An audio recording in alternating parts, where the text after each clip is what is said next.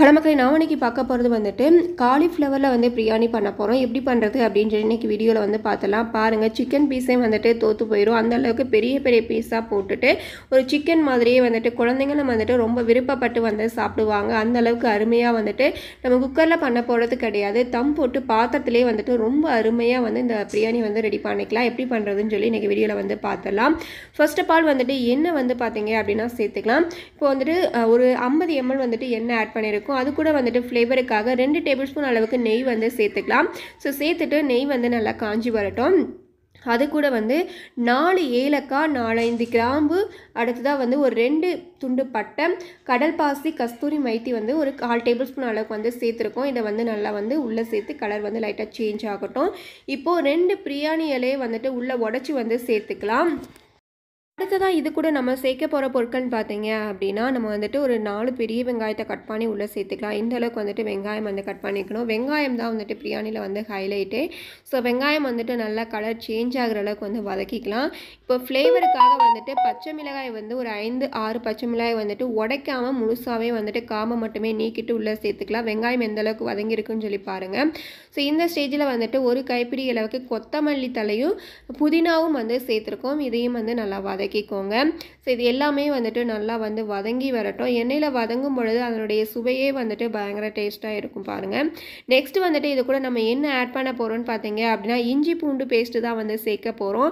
இது வந்து 2.5 table spoon அளவுக்கு வந்துட்டு இருக்கும் இஞ்சி பூண்டு பேஸ்ட்டு. அந்த அளவுக்கு சேர்த்துட்டு அதனுடைய பச்சை வாசனை போகிற அளவுக்கு வந்துட்டு நீங்கள் வந்து கேர்ஃபுல்லாக வந்து வதக்கிக்கோங்க. இதுக்கு வந்து அடி பிடிக்கும் அதிகமாக.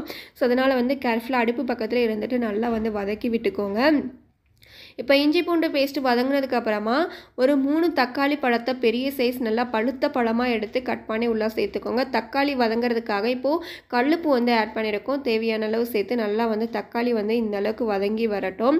மசிஞ்சிடணும் தக்காளி, அப்போ தான் வந்து டேஸ்ட்டு வந்து நல்லாயிருக்கும். இப்போ வந்துட்டு காரம் தேவையான அளவு மிளகாய் தூளும், அடுத்ததாக ஒரு 3/4 டேபிள் ஸ்பூன் அளவுக்கு வந்துட்டு மல்லித்தூளும் வந்து ஆட் பண்ணியிருக்கோம். இதை வந்து நல்லா மிக்ஸ் பண்ணி விட்டுக்கோங்க. இப்போ வந்து ஒரு 200 ml வந்துட்டு தயிர் வந்து சேர்த்துக்கலாம். நான் வந்து பாக்கெட் தயிர் தான் வந்து ஆட் பண்ணியிருக்கேன். எதுவாக இருந்தாலும் பரவாயில்லை, ஆட் பண்ணி நல்லா மிக்ஸ் பண்ணி விட்டுக்கோங்க. இப்போ தயிர் எல்லாம் சேர்த்ததுக்கு அப்புறமா பாருங்கள் எப்படி இருக்குது அப்படின்னு சொல்லிட்டு இப்போ ஒரு கிரேவி பதத்துக்கு வந்து வந்துருச்சு. நல்லா வந்துட்டு அந்த எண்ணெய் எல்லாமே பிரிஞ்சு வந்து கொதிக்கட்டும். அப்போ தான் வந்து நல்லாயிருக்கும். ஒரு 2 நிமிஷம் வந்து விட்டுருங்க. எண்ணெயெல்லாம் வந்து பிரிஞ்சு வர ஆரம்பிச்சிருச்சு பாருங்கள். இந்த ஸ்டேஜில் வந்துட்டு நம்ம ஒரு எலுமிச்சை பழத்தை வந்துட்டு சாறு மட்டுமே எடுத்து உள்ளே வந்து ஆட் பண்ணிக்கலாம். நல்லா வந்து எல்லாமே எண்ணெய் பிரிஞ்சு வதங்க ஆரம்பிச்சிருச்சு இல்லையா? இந்த ஸ்டேஜில் வந்துட்டு நம்ம காலிஃப்ளவர் வந்து இவ்வளோ பெரிய பெரிய பீஸாக தான் போடணும். நீங்கள் குட்டி குட்டியாக போட்டிங்க அப்படின்னா அது வந்து மசிஞ்சு போயிடும், இருக்கிறதே தெரியாது. அதனால் பெரிய துண்டுகளாக போட்டுக்கலாம். ஸோ நல்லா க்ளீன் பண்ணி சேர்த்துக்கோங்க. அதில் வந்துட்டு குட்டி குட்டி புழுவெல்லாம் இருக்கும் இல்லையா? காலிஃப்ளவர் அப்படின்னாலே நல்லா க்ளீன் பண்ணிவிட்டு அதுக்கப்புறம் உள்ளே சேர்த்து அதையும் வந்துட்டு நல்லா மசாலாவோட சேர்த்து வதக்கிக்கோங்க. ஸோ ஒரு 5 நிமிஷம் வந்து இந்த மாதிரி லைட்டாக வந்து மிக்ஸ் பண்ணி விடுங்க. அப்போ தான் வந்துட்டு அந்த மசாலா சேரும் பொழுது அதனுடைய டேஸ்ட் வந்துட்டு நல்லாயிருக்கும். இப்போ நல்லா வந்துட்டு சேர்த்துட்டு இப்போ தேவையான அளவு அரிசி எந்த அளவுக்கு எடுக்கிறோமோ அதை விட ஒரு 3 மடங்கு அளவு தண்ணி வந்து ஆட் பண்ணேன். இப்போ ஒரு டம்ளர் அரிசி அப்படின்னா 3 டம்ளர் அளவுக்கு தண்ணி வந்து சேர்க்கணும். இப்போ வந்துட்டு நம்ம வந்து எவ்வளோ அரிசி சேர்க்குறோமோ அதுக்கு 3 மடங்குன்னு சொன்னேன் இல்லையா? அப்போ தண்ணி வந்துட்டு தேவையான அளவு சேர்த்துட்டு அந்த காலிஃப்ளவர் வேகிற அளவுக்கு வந்துட்டு நம்ம வந்து கொதிக்க விட்டுக்கலாம். மூடி போட்டு வந்து மூடி வச்சிடலாம். ஸோ இப்போ வந்து நல்லா வந்து கொதிச்சு வரட்டும். அப்போ தான் வந்து நல்லாயிருக்கும். ஸோ இப்போ பாருங்கள் நல்லா வந்துட்டு கொதிக்க ஆரம்பிச்சிருச்சு. காலிஃப்ளவர் எல்லாமே வந்துட்டு எவ்வளோ பெரிய பீசஸாக இருக்குன்னு பாருங்கள். இந்த ஸ்டேஜில் வந்துட்டு அரிசியை வந்து ஒரு 4-5 தடவை கழுவிட்டு ஒரு 10 நிமிஷம் வந்து ஊற வச்சுக்கோங்க. ஊற வச்சு அரிசியை வந்து உள்ளே சேர்த்துக்கலாம். ஸோ சேர்த்துட்டு பார்த்தீங்க அப்படின்னா அதையும் வந்து மிக்ஸ் பண்ணி விட்டுட்டு இப்போ உப்பு காரம் எல்லாமே வந்து கரெக்டாக இருக்கா அப்படிங்கிறத வந்து தயவுசெய்து இந்த ஸ்டேஜ்லேயே வந்து செக் பண்ணிடுங்க. ஸோ பத்தலை அப்படின்னா நீங்கள் வந்துட்டு ஆட் பண்ணிக்கலாம். ஸோ நாங்கள் வந்து உப்பு காரம் வந்துட்டு லைட்டாக வந்து ஆட் பண்ணிக்கிறோம் பாருங்கள். பத்தலை அப்படின்னா இந்த ஸ்டேஜில் வந்து நீங்கள் சேர்த்துக்கோங்க. சேர்த்துட்டு இப்போ வந்து மூடி போட்டு வந்து மூடி வச்சுடுங்க. நல்லா மிக்ஸ் பண்ணி விட்டுட்டு அப்படி மூடி வைக்கும் பொழுது வந்துட்டு அரிசி வந்து கொஞ்சம் கொதிச்சு வரணும். அதுக்கப்புறம் தான் வந்து நம்ம தம் போட்டோம் அப்படின்னா கரெக்டாக இருக்கும். அரிசி வந்து மசிய ஸ்டார்ட் பண்ணணும் இல்லையா? அதாவது வெந்துடும். கொஞ்சம் நேரம் அப்படியே வச்சாலே மசிஞ்சு வந்துடும். அப்படிங்கிற ஸ்டேஜில் தான் வந்துட்டு நம்ம வந்து தம் போட்டால் கரெக்டாக இருக்கும். பாருங்கள் அரிசி வந்துட்டு வெந்துருச்சு. லைட்டாக வந்து மசிஞ்சாலே போதுமானது.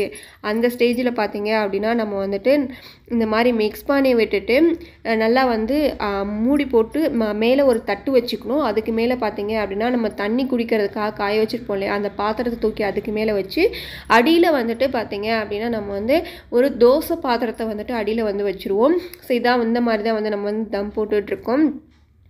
ஸோ தம் போட்டுட்டு ஒரு 10 நிமிஷம் கழித்து ஓப்பன் பண்ணி பார்த்தீங்க அப்படின்னா சூப்பரான பிரியாணி வந்து ரெடி ஆயிரும். இந்த காய் தான் போடணும் அப்படிங்கிறது கிடையாது. நீங்கள் எல்லா விதமான வெஜிடபிள்ஸுமே வந்துட்டு உள்ளே சேர்த்துக்கலாம். வெஜிடபிள்ஸ் மட்டும் கிடையாது, நான்வெஜ் கூட வந்துட்டு இதே டைப்பில் வந்து நீங்கள் செஞ்சு பாருங்கள், கண்டிப்பாக சூப்பராக இருக்கும். ஃபைனலாக வந்துட்டு சூப்பராக வந்து ரெடி ஆயிருச்சு. எண்ணெய் எல்லாமே பிரிஞ்சு எப்படி வந்திருக்குன்னு சொல்லி பாருங்கள். கண்டிப்பாக வந்து நீங்களும் வந்து வீட்டில் ட்ரை பண்ணி பார்த்துட்டு எப்படி இருக்குது அப்படிங்கிறத மறக்காமல் வந்து கமெண்ட் பண்ணுங்கள். இது போல் வீடியோஸ்க்கு நம்மளுடைய சேனலை வந்துட்டு மறக்காமல் சப்ஸ்கிரைப் பண்ணி சப்போர்ட் பண்ணுங்கள். தேங்க்யூ ஃபார் வாட்சிங். நெக்ஸ்ட் வீடியோவில் சீக்கிரமாக வந்து மீட் பண்ணலாம். தேங்க்யூ.